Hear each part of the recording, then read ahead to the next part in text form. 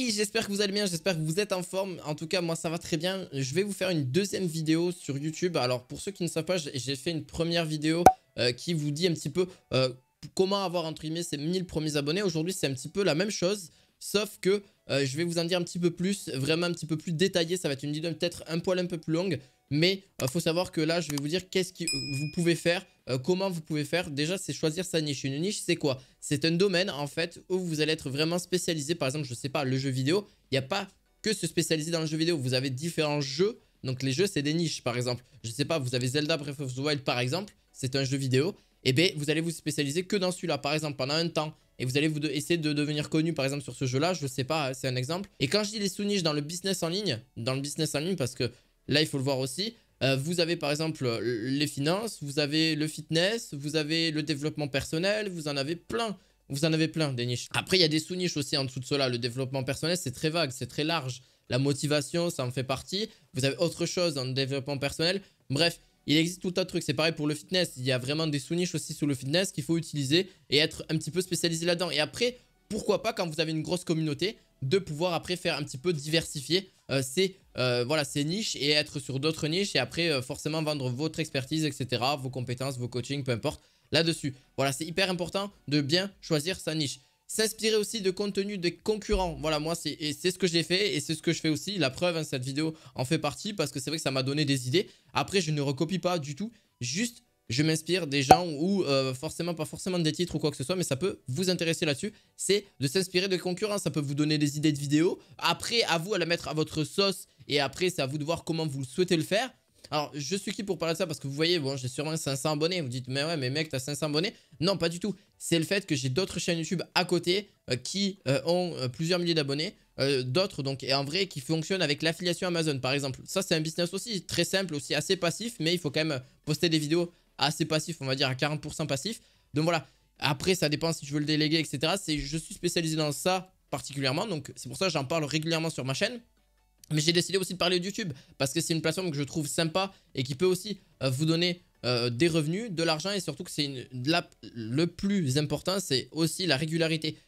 Je ne l'ai pas précisé, mais juste avant de parler de la régularité, c'est surtout d'avoir la plateforme, en tout cas dans YouTube, c'est la plateforme, je trouve, où les gens sont le plus qualifiés. Quand je dis que c'est les gens qui sont plus qualifiés, ça va être des personnes qui sont prêtes à donner de l'argent pour vous, par exemple.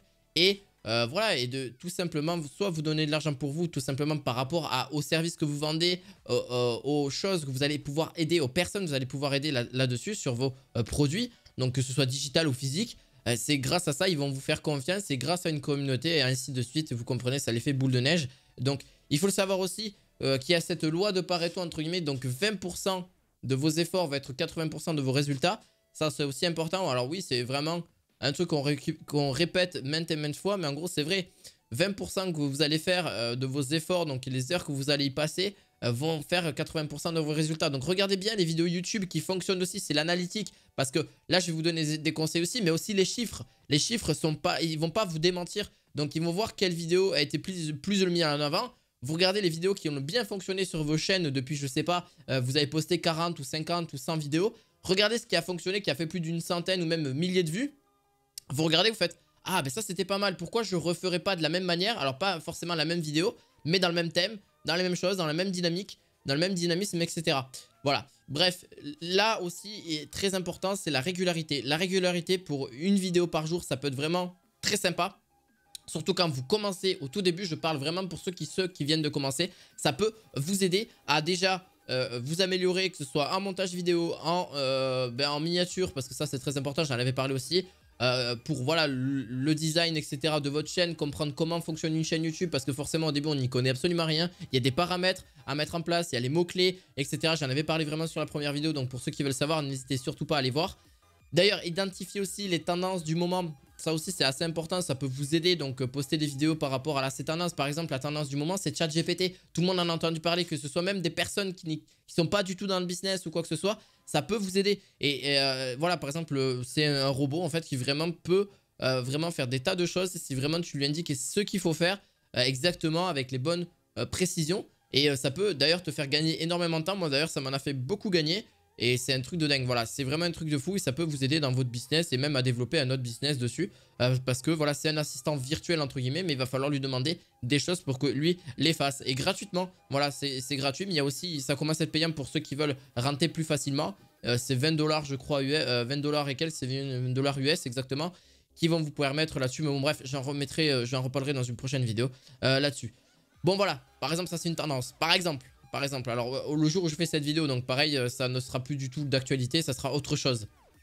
Là-dessus, aussi participer aussi avec votre communauté, essayer d'interagir avec eux, de répondre aux commentaires, de faire d'autres réseaux sociaux. Par exemple, n'hésitez pas à aller leur dire d'aller sur Telegram, allez sur mon Telegram en description, ça pourra peut-être vous aider. Je peux essayer de vous aider du mieux que possible. Par exemple, voilà. On m'a proposé plein d'idées.